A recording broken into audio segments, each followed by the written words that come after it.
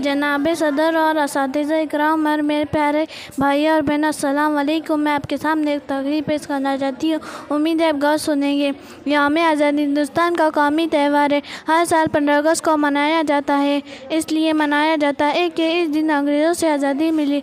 हिंदुस्तान 15 अगस्त 1947 को आज़ाद मुल्क बना। हर साल इस दिन कौमी परचम लहराया जाता है। हिंदुस्तानी परचम को सभी लोग सलामी देते हैं। इस दिन कौमी तराना गाया जाता है। यह हमारे मुल्क के लिए फ़ख्र की बात होती है। इस दिन सभी के दिल में मोहब्बत का इज़हार होता है।